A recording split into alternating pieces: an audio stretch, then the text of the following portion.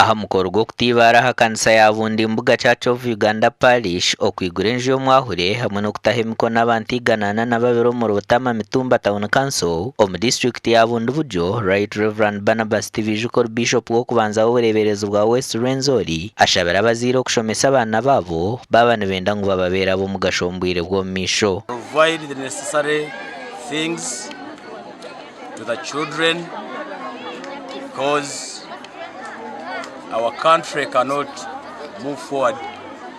Our church cannot grow stronger when we don't have educated people. Bishop Tivijuka hona nabwe nashaba bejo kushaba ruhango butosha okubabasa. I want to appeal to those who have been confirmed that now they have grown into the faith.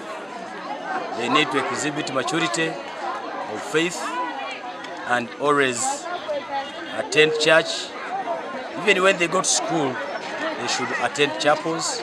And as Christians of Bundibugyo and the congregation at General, we were celebrating for having got a diocese of West Rwenzori and our first bishop, so we are very much excited and very happy. James Nyamayavo orukansara wa Butama Mitunda Town Council washabira abazaire ngo bakore namani okureberera amakagavo. Encourage the parents to go agriculture so that they are able to produce enough food for feeding their children and their families, and where they are able to get some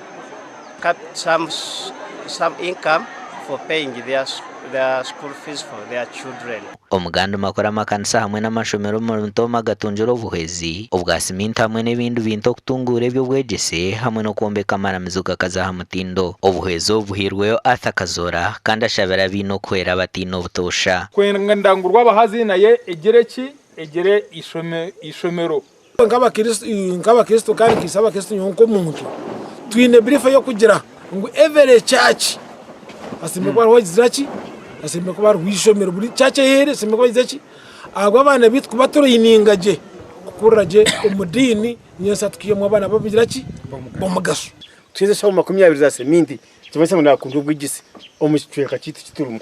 Hona Kazora yorekero kwatwaho ahabwa amashomero agarukora kuvumbubuzo. Nyakita primary school yonka niye ihira abana 12 first grade abandi tibini mbene nkito bebembeze ntwendaga amashomero guturukuza kutekaho tugempowering turebeke ngo abana bitu baza musinge murungi abo kuba nanye kuntarashomere na naba kubatanyine mu mbwese ije nguhine bindu kuza kurukuza. Abatunjuro buhweza harumwe kanisa ya Chivare Chitojo Chabahazi hamwe na handi abo kubantu mango koro mu gwarahanga bwo no gutukora tukaba kwabusha umisho garahanga echamani munonge itwe tubashabire mbabazarahanga nyowe nkakazora na foundation yanjye munkozese hate siminte y'inabaretera nendozo.